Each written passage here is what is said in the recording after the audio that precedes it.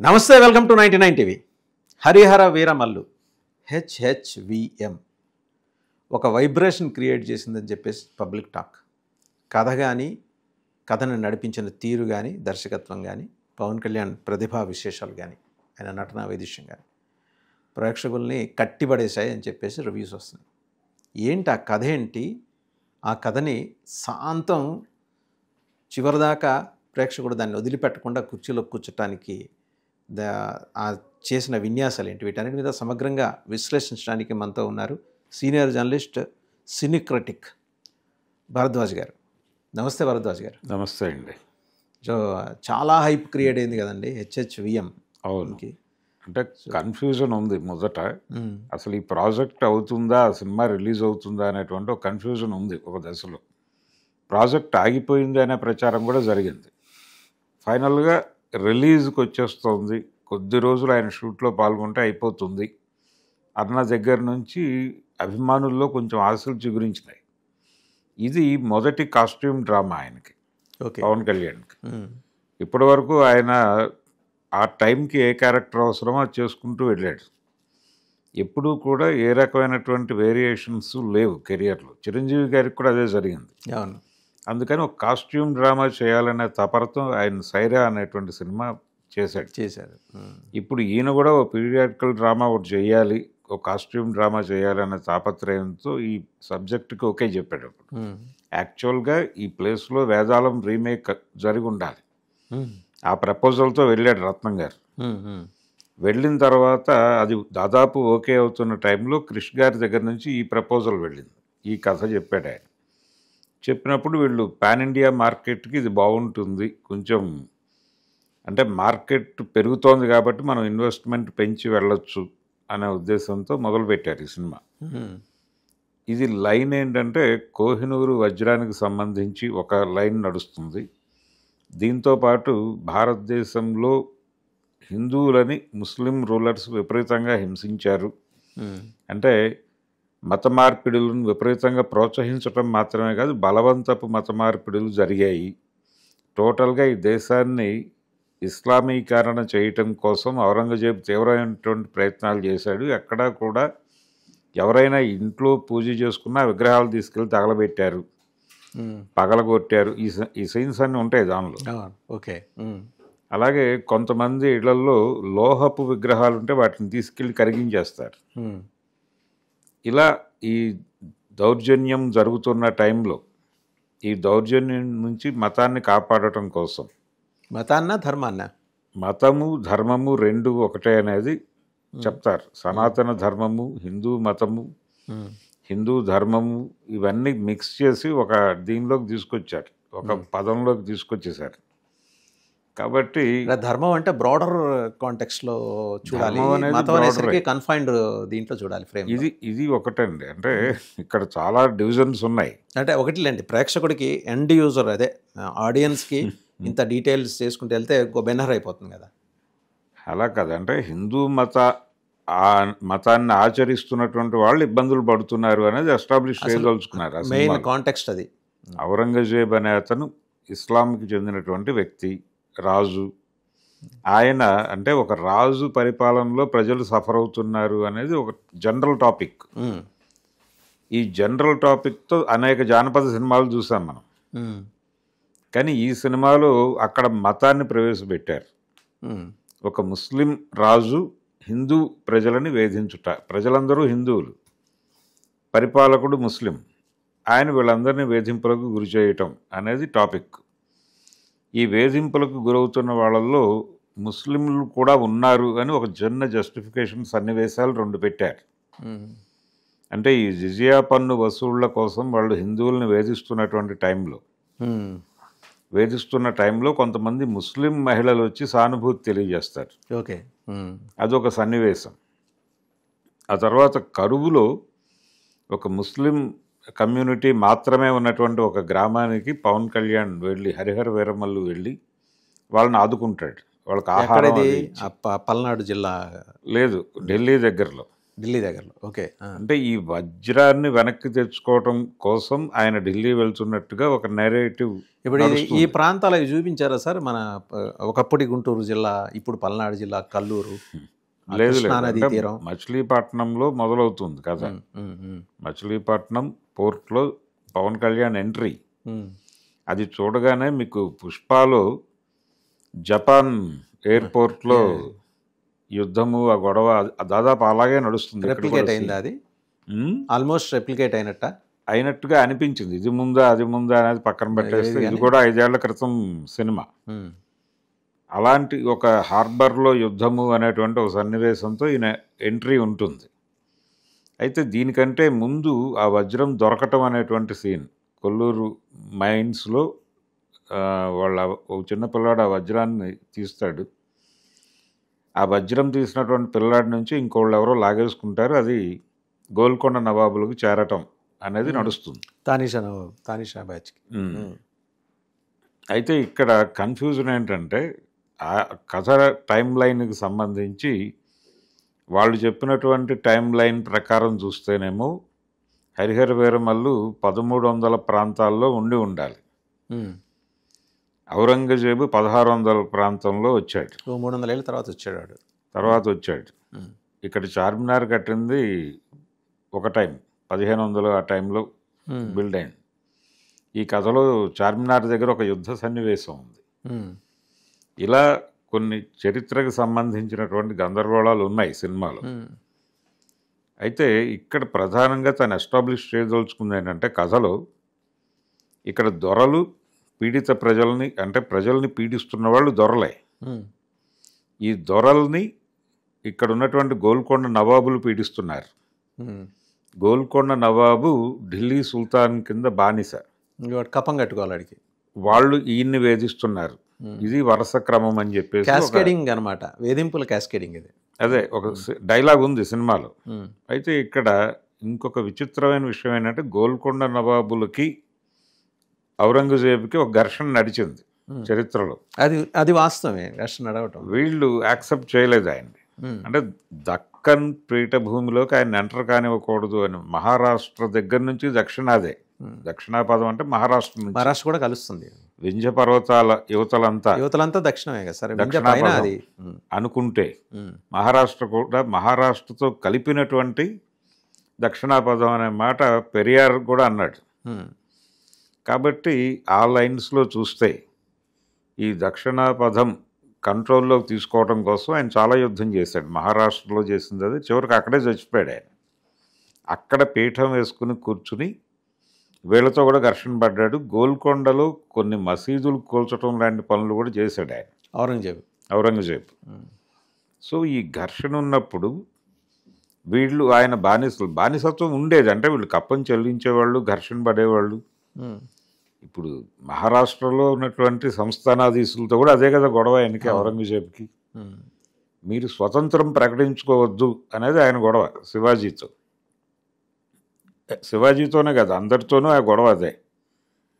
అయితే ఇదే క్రమంలో ఇక్కడ దొరతనం అనేది వేరు. దొరలు హిందువులే, హిందువు దొరలే కింది కులాల వాళ్ళని వేధించారు, వాళ్ళని బానిసలుగా వాడారు. విష్ణూరు రామచంద్రారెడ్డి లాంటి వాళ్ళ మీద తిరుగుబాట్లు జరిగినాయి ఇక్కడ. అంటే తెలంగాణ సాయుధ రైతాంగ పోరాట కాలానికి వస్తే తెలంగాణ సమాజంలో ఈ సాయుధ పోరాటం జరిగింది దొరతనానికి వ్యతిరేకంగా, నిజాంకి వ్యతిరేకంగా కాదు. కానీ నిజాంకి వ్యతిరేకంగా జరిగినట్లుగా చెప్తారు. పాట కూడా పెట్టారు మాభూమ్ సినిమాలో, నైజాము సర్కరోడా అని. అది యాక్చువల్గా విష్ణూరు రామచంద్రారెడ్డి మీద రాసిన పాట. కొంచెం బిగ్ స్కేల్లోకి వెడదాము అనే ఉద్దేశంతో ఆ సినిమాలో ఆ పాటను అలా మార్చారు. అయితే ఇక్కడ చూడాల్సింది ఏంటంటే మత మార్పిడులు జరిగాయి తెలంగాణ సమాజంలో కూడా, మత మార్పిడులు జరిగాయి వాళ్ళ కాలంలో, నిజాం కాలంలో కూడా. అయితే కింది కులాల వాళ్ళే మారారు ఎక్కువ.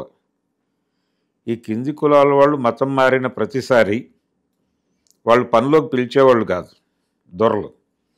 ఎందుకంటే మీరు నవాబు గారి మతంలో ఉన్నారు కాబట్టి మిమ్మల్ని పిలిచి మేము ఎలా పనులు చేయించుకుంటాం, ఇంట్లో అది కడుగు ఇది కడుగు అని ఎలా చెప్తాం, అందుకని మేము వేరే ఊళ్ళ నుంచి పని మనుషులను పిలిపించుకుంటాం అనేవాళ్ళు వాళ్ళు.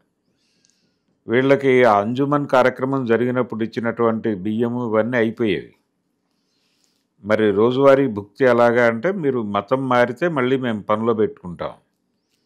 ఎలా మారాలి అంటే శుద్ధి కార్యక్రమం, ఆర్య సమాజ్ వాళ్ళు వచ్చి శుద్ధి చేసేవాళ్ళు, మళ్ళీ వీళ్ళు ఘర్వాపసి అయిపోయి వెళ్ళిపోయి పనులు చేసుకుని బతికేవాళ్ళు. ఇది ఏ తెలంగాణ పల్లెలోకి వెళ్ళినా తెలిసే. రిలేటెడ్ టు దిస్ మూవీ అండి, ఇది ఈ కాంటెక్స్ట్ అక్కడ వచ్చిందా అంటే ఇక్కడ ఎలా చెప్తాడంటే ఈ దొరలని ఇతను అంటే గోల్కొండ నవాబు కంట్రోల్ చేస్తున్నాడు అనే డైలాగ్ ఉంది. అయితే ఇక్కడ అంత పరిస్థితి లేదు. దొరలు ఒక రకంగా నిజాం టైంలో కూడా దొరలకి నిజాంకి మధ్య ఒక చిన్న ఘర్షణ నడిచేది. ఆ ఘర్షణ దాశరథి రంగాచార్య గారి నవలల్లో కనిపిస్తుంది. మోదుగుపూలు నవల్లో ఓపెనింగ్ సీనే కాంగ్రెస్ ప్రభుత్వం వచ్చేసిన తర్వాత, అంటే పోలీస్ యాక్షన్ ఇవన్నీ అయిపోయిన తర్వాత దొరలు తిరిగి హైదరాబాద్ నుంచి వాళ్ళ ఊళ్ళకి చేరతారు. ఈ చేరినటువంటి దొర మనోగతంతో మొదలవుతుంది నవల. మొదలై ఆయన అంటాడు, ముందు ఒక 2 పోలీస్ జీపులు, వెనక ఒక 2 పోలీస్ జీపులు వస్తున్నాయి, చాలా రక్షణగా ఉంది కాంగ్రెస్ ప్రభుత్వం. ఇదే రక్షణ నిజాం నవాబ్ ఇచ్చుంటే అసలు నేను హైదరాబాద్ ఎందుకు పారిపోయేవాడిని అంటాడు. దాని నుంచి మనకి నిజాంకి వీళ్ళకి ఉన్నటువంటి వ్యవహారం ఏంటో అర్థమవుతుంది. కాబట్టి చాలా కన్ఫ్యూజన్గానే ఉంది. నిజానికి రజాకార్ సైన్యంలో ఉన్నది కూడా హిందువులే, మెజారిటీ హిందూ కులాల వాళ్ళే, హిందూ కులాల వాళ్ళే ఉన్నారు. వీళ్ళ సైన్యమే వాళ్ళ సైన్యంగా మారింది.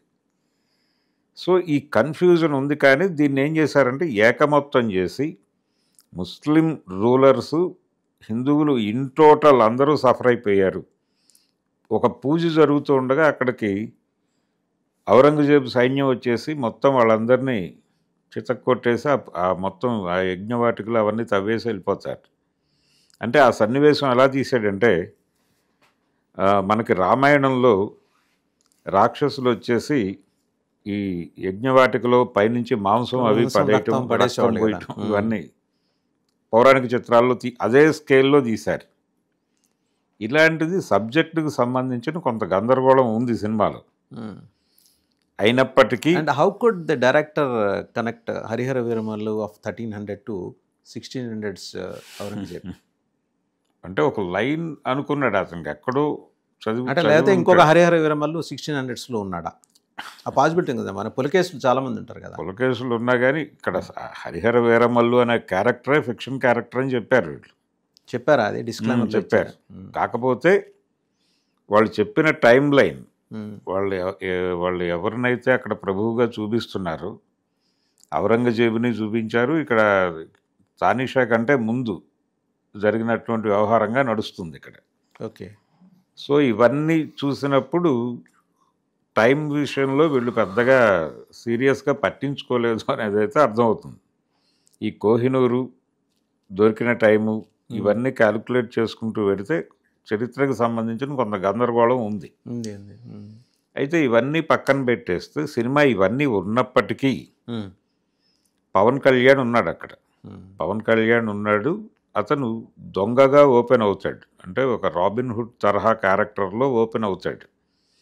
ఉన్న వాళ్ళని కొట్టి లేని వాళ్ళకి పంచిపెట్టేటువంటి క్యారెక్టర్గా ఓపెన్ అయ్యి నెమ్మదిగా ఈ వజ్రం కోసం, దాన్ని వెనక్కి తీసుకురావడం కోసం ఒక అడ్వెంచరస్ ట్రావెల్ మొదలవుతుంది ఈ ప్రాంతం నుంచి ఢిల్లీకి.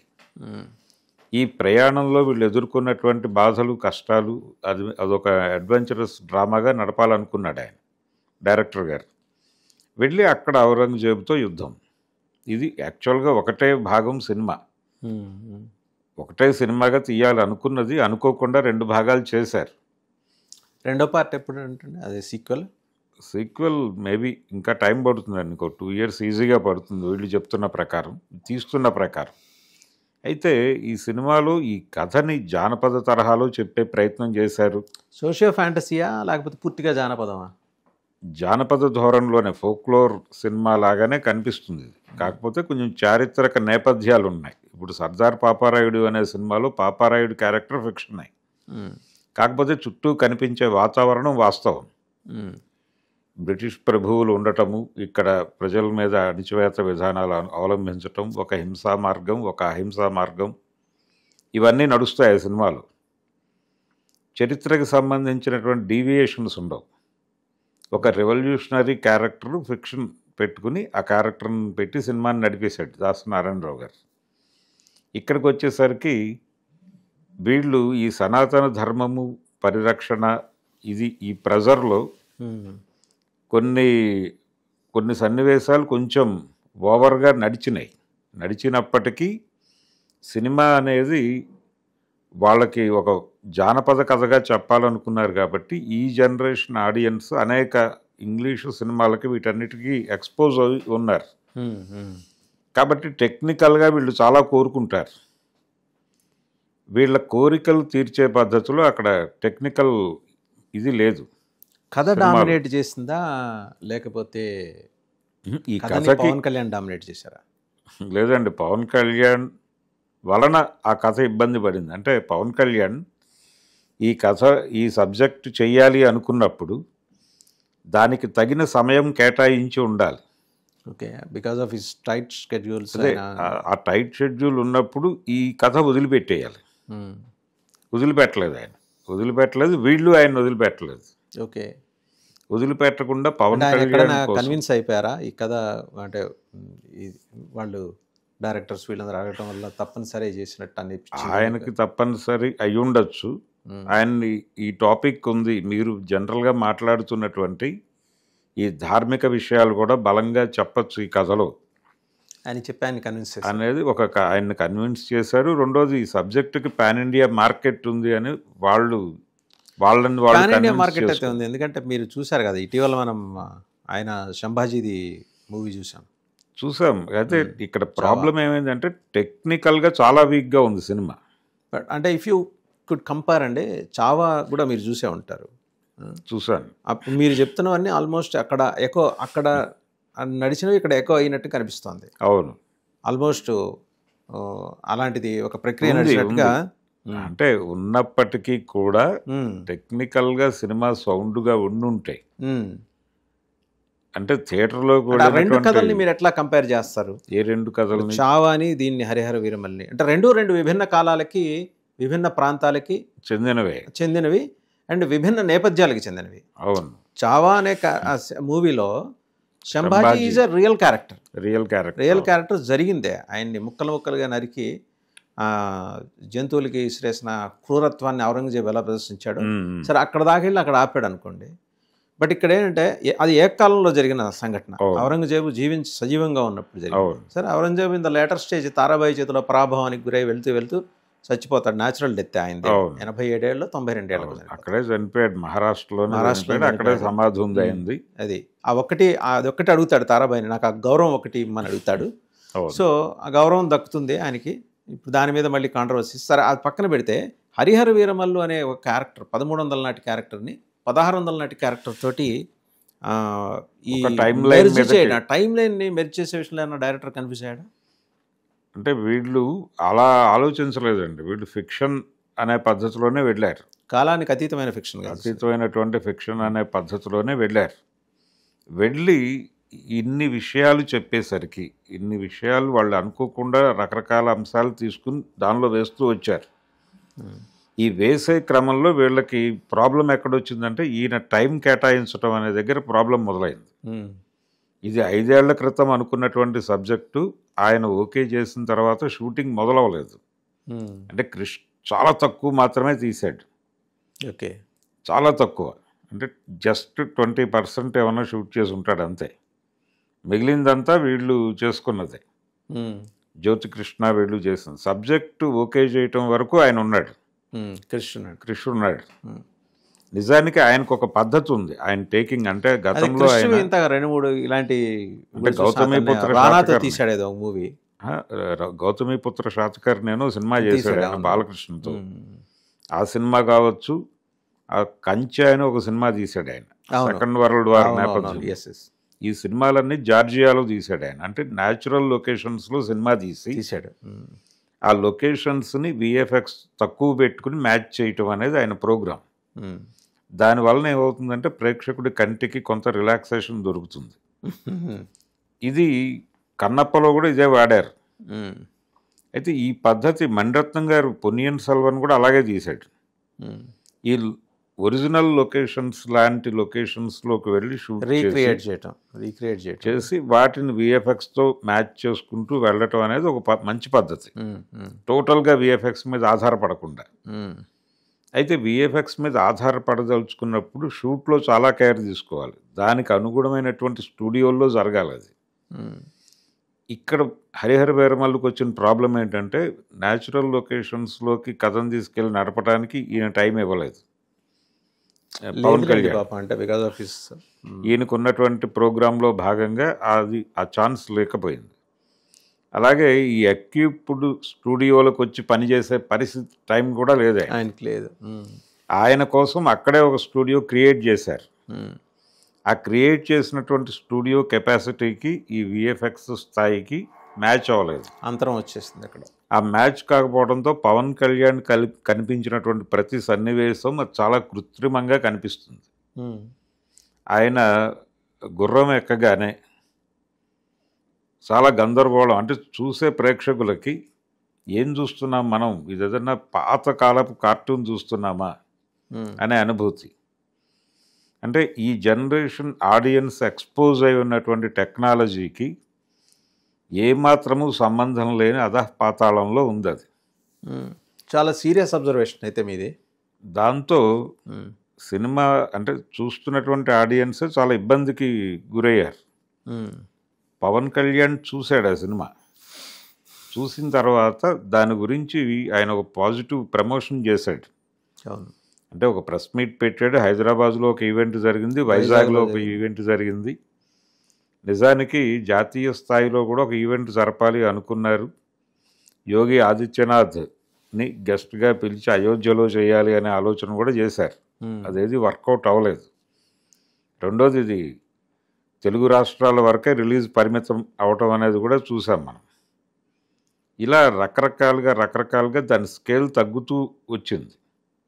ఫైనల్గా పవన్ కళ్యాణ్ ఈ ప్రచార బాధ్యతను భుజానేసుకోవడంతో అభిమానుల్లో ఒక్కసారి దాని మీద ఎక్స్పెక్టేషన్స్ పెరిగిపోయినాయి. వైబ్ కూడా వచ్చింది కదా, క్రియేట్ అయింది, వైబ్ క్రియేట్ అయింది, డెఫినెట్గా క్రియేట్ అయింది. ఆ క్రియేట్ అవటం వల్లనే మీకు ప్రీమియర్స్ వేసి మొదలుపెట్టిన తర్వాత ఏ థియేటర్ ఓపెన్ చేసినా కానీ 20 నిమిషాల్లో ఫుల్ అయింది. ప్రతి థియేటర్, ప్రతి చోట ఒక స్క్రీన్ ఫుల్ అవగానే రెండో స్క్రీన్ ఓపెన్ చేస్తే అది 20 నిమిషాల్లో క్లోజ్ అయిపోయింది. 700 రూపాయల టికెట్కి తెలంగాణలో. ఈ లెవెల్లో జనాలు ఆ సినిమా చూడాలి అనేటువంటి ఒక మూడ్కి వచ్చేసి ఉన్నారు. ఆ మూడ్ క్రియేట్ చేయగలిగాడు ఆయన. అయితే థియేటర్లోకి వెళ్ళినటువంటి ప్రేక్షకులు ఇబ్బందులకు గురయ్యారు. ఈ టెక్నికల్ ఇబ్బందుల వలన. అయితే విఎఫ్ఎక్స్ చాలా వీక్గా ఉన్నప్పటికీ తన ఆర్ఆర్తో సినిమాని నిలబెట్టడానికి కీరవాణి శాయశక్తులా ప్రయత్నం చేశాడు. ఆ కష్టం కనిపించింది, కీరవాణి గారి కష్టం కనిపించింది. పవన్ కళ్యాణ్ ఉన్నంతలో తనకున్న లిమిటేషన్లో బెటర్గా చేయడానికి తన వంతు తను ప్రయత్నం చేశాడు. అలాగే డైలాగ్ రైటర్ బుర్రా సాయి మాధవ్ చాలా ఎక్కువ శ్రద్ధ పెట్టి రాశాడు. అంటే అక్కడున్న కండిషన్స్లో ఏ డైలాగ్ పడితే ఆడియన్స్ కనెక్ట్ అవుతారో అలాగే వెళ్ళాడు ఆయన. అలాగే వాడిన భాష కూడా ఆ కాలానికి తగినటువంటి భాష వాడుతూ ఆ జానపదం అనేటువంటి మూడు డిస్టర్బ్ కాకుండా చూసుకున్నాడు. అంటే దాంట్లోకి తీసుకెళ్ళగలిగాడు, ఆ మూడ్లో తీసుకెళ్ళగలిగాడు. అది అంటే అక్కడ శ్రద్ధ పెట్టాడు అతను. బుర్రా సాయి మాధవ్కి కొంత మార్కులు ఇచ్చి తీరాల్సిన పరిస్థితి. అలాగే తోట తరణి గారు ఆర్ట్ డైరెక్టర్, ఆయన కూడా మంచి సెట్స్ అవి, ఆ డిజైనింగ్ బాగుంది. టెక్నికల్గా అక్కడ వరకు ఓకే, వీళ్ళందరూ కష్టపడ్డారు. అలాగే ఆర్టిస్టులు కూడా ప్రతి ఒక్కరూ కష్టపడ్డారు. కానీ ప్రధానమైనటువంటి భాగం సినిమాలో విఎఫ్ఎక్స్ అనేది. ఎందుకంటే ఈ సినిమాకి అదే ప్రాణవాయువు ఇలాంటి కథలకి. అక్కడ దెబ్బతింది సినిమా. దాంతో ప్రేక్షకులు ఎంగేజ్ అవ్వాల్సినంతగా ఎంగేజ్ అవ్వలేదు, ఎంటర్టైన్ అవ్వాల్సినంతగా ఎంటర్టైన్ కాలేదు. దాంతో బయటకు వచ్చేటప్పుడు వాళ్ళు ఒక తృప్తికరమైనటువంటి భోజనం చేసామనేటువంటి ఫీల్తో అయితే లేరు. దీంతో సినిమా కండిషన్ డోలాయమాన స్థితిలో పడిపోయింది. ప్రీమియర్స్కి అయితే డబ్బులు వచ్చేసినాయి. ఇప్పుడు ఫైనల్గా జనం ఏమనుకుంటున్నారంటే, అభిమానులు యాక్చువల్గా మార్నింగ్ షోస్ ఇవన్నీ బుక్ చేసేసుకున్నారు. వాళ్ళు సడన్గా ప్రీమియర్స్ ఉన్నాయి అనగానే అటువైపుకి వెళ్ళారు. అవి వాళ్ళే చూశారు, ఇది వీళ్ళే చూశారు. ఓకే. అయితే అటునుంచి ఇటు వచ్చే టైంలో వాళ్ళకి ఆ ఉత్సాహం దెబ్బతింది. ఈ సినిమా అంటే వాళ్ళు ఓపెన్గా సినిమా అయిపోయి బయటకు వచ్చేటప్పుడు మాట్లాడుకుంటున్న మాటలు విన్నాను నేను. మార్నింగ్ షోకి బుక్ చేసుకున్నాను, కానీ ముందే చూసేయాలని చెప్పి వచ్చాను. సినిమా ఏమో ఇలా ఉంది, మార్నింగ్ షో కూడా చూడాలి అని చెప్పి అదొక బరువుగా మాట్లాడుకోవటం. ఆ పరిస్థితి అంటే తెలంగాణలో కూడా కదా, అందుకని బుక్ చేసుకున్నారు. సో తప్పనిసరిగా రావాలి, అది చూడాలి, ఇది చూడాలి. అది 200 సినిమా, ఇది 700 సినిమా. ఈ 700 షో చూసేశారు, అది 200 షో. ఇలాంటి గందరగోళం మధ్య అభిమానులు కూడా నిరుత్సాహానికి గురయ్యారు.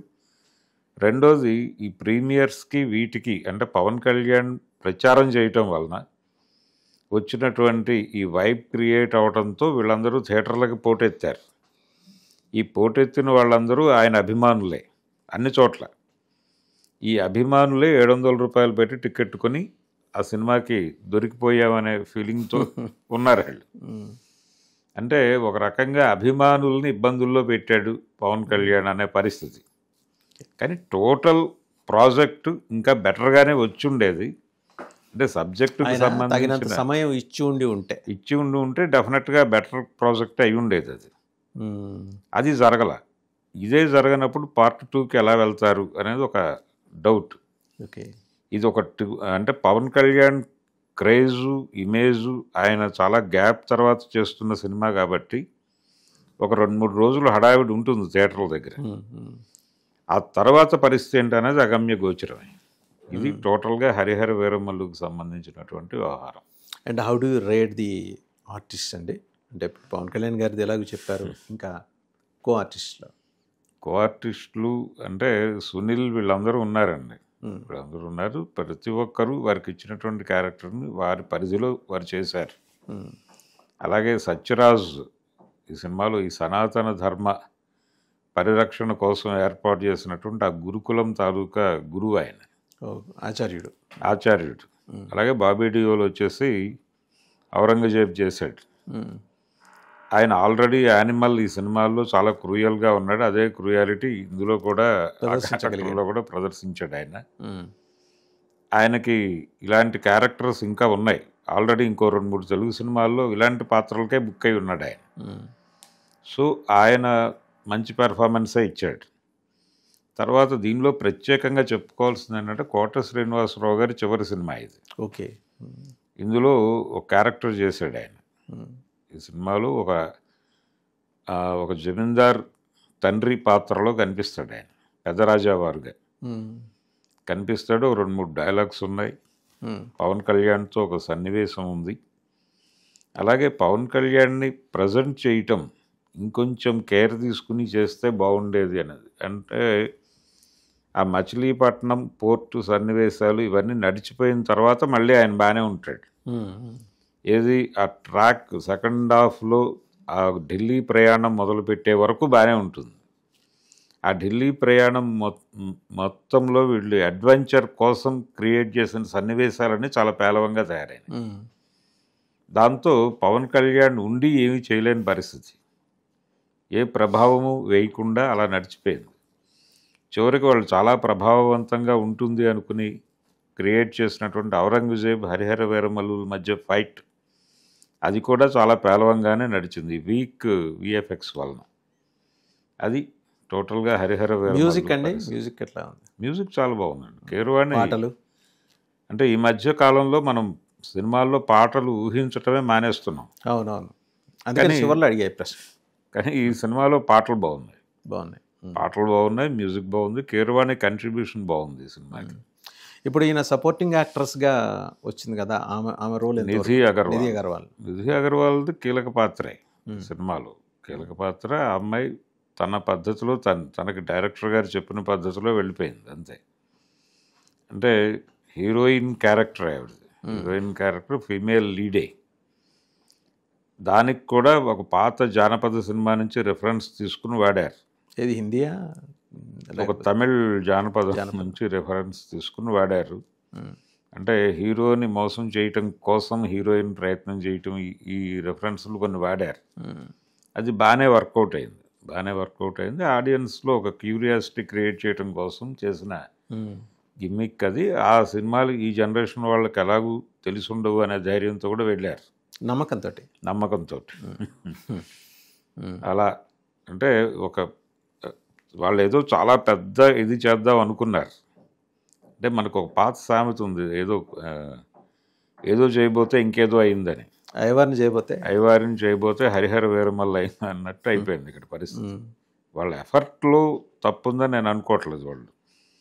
వాళ్ళు పాన్ ఇండియా సినిమా చేయాలి అంటే పవన్ కళ్యాణ్ గారి మార్కెట్ పెంచాలి, ఇలా రకరకాల వ్యూహాలతో మొదలైంది. బట్ ఒకట్లేండి, as you rightly said, due to time constraint Pawan Kalyan గారు ఎక్కువ సమయం కేటాయించలేకపోవడం. అది ఎందుకంటే ఆయనకున్న రకరకాల ఒత్తిళ్ళు. అక్కడ డిప్యూటీ చీఫ్ మినిస్టర్గా అటు రోల్, అండ్ ఈ needs to address the public issues. అవును, సైమిల్టేనియస్గా మరి అక్కడే సెట్ వేయించుకొని అంత కష్టపడి చేశారు అంటే లెట్ us hope అండి. అంటే ఈ ఒక వారం అయిన తర్వాత తెలుస్తుందేమో అదే అసలు పల్స్ ఏంటి. ఇప్పుడు వచ్చేదంతా 1 వీక్ అంతా 2-3 డేస్లో, అంటే మండే క్లారిటీ వస్తుంది. కాబట్టి డైరెక్టర్కి ఎన్ని మార్కులు వేస్తారు? ఇద్దరు డైరెక్టర్లు అండి. అంటే క్రిష్ కొంత చేశాడు, ఈయన జ్యోతికృష్ణ బ్యాలెన్స్ వర్క్ అంతా ఆయన చేశాడు. రాబోయే ఒకవేళ సెకండ్ పార్ట్ వస్తే ఆయన చేస్తాడు, క్రిషే చేస్తాడు. లేదు, ఈయన జ్యోతికృష్ణ. ఇంకా క్రిష్కి సంబంధం లేదు దీనిలో. అందుకని ఇద్దరికి మార్కులు వేయాలి. అంటే ఈ సబ్జెక్టు డిజైన్ చేసినందుకు ఆయన క్రిష్కి, దాన్ని ఎగ్జిక్యూట్ చేసినందుకు జ్యోతికృష్ణకి మ్యాక్సిమం కష్టపడ్డారండి. ఉన్న లిమిటేషన్స్లో కష్టపడ్డారు వాళ్ళు ఇద్దరు వాళ్ళ పరిధిలో. కానీ ఏం చేయలేని కండిషన్, ఇంత గందరగోళపు పరిస్థితి ఉన్నప్పుడు ఇలాంటి ప్రాజెక్టులు వెళ్లకుండా ఉండటమే సేఫ్. రైట్, కానీ వెళ్ళారు. రైట్, థ్యాంక్ యూ భరద్వాజ్ గారు, thank you very much. So చూసాం కదా, cine critic and senior journalist Bharadwaj గారు చెప్పింది. 2 విభిన్న కాలాలకు సంబంధించిన 2 పాత్రల్ని ఏకకాలంలో ఒకే తెర మీద తీసుకొచ్చే ప్రయత్నం అయితే ఇద్దరు డైరెక్టర్లు చేశారు. 2 విభిన్న కాలాలు, 2 డైరెక్టర్లు. సరే, మూల కథ క్రిష్ది కావచ్చు, దానికి కొనసాగింపు జ్యోతికృష్ణది కావచ్చు. బట్ పవన్ కళ్యాణ్ గారు మరింత సమయం కేటాయించే అవకాశం ఉంటే ఇంకాస్త బెటర్గా వచ్చి ఉండేది అనేది భరద్వాజ్ గారి అభిప్రాయం. అండ్ మ్యూజిక్కి మంచి మార్కులు వేశారు. పాత తమిళ జానపద సినిమా నుంచి, చిత్రం నుంచి తీసుకున్న కొన్ని కాంటెక్స్ట్ని క్యూ చేసి నడిపించిన తీరు బాగుంది. తోటతరణి గారికి 100% మార్కులు వేసేస్తారు, తోటతరణి గారికి 100%. అండ్ ఓవరాల్గా ఏంటంటే పవన్ కళ్యాణ్ ఆయన ముద్రలాగే ఉంటుంది. ఇంకాస్త సమయం వెచ్చించి ఉంటే బాగుండేది. చూద్దాం, అంటే సీక్వెల్ అలాగ వస్తుందని ఆశాభావం చాలామంది వ్యక్తం చేస్తున్నారు. భరద్వాజ్ గారి మాట ప్రకారం కూడా 20% సీక్వెల్ పూర్తయింది అనుకో, షూట్ అయిపోయింది. Let us hope for the best second సీక్వెల్కి వచ్చేప్పటికి. Thank you very much sir. Thank you.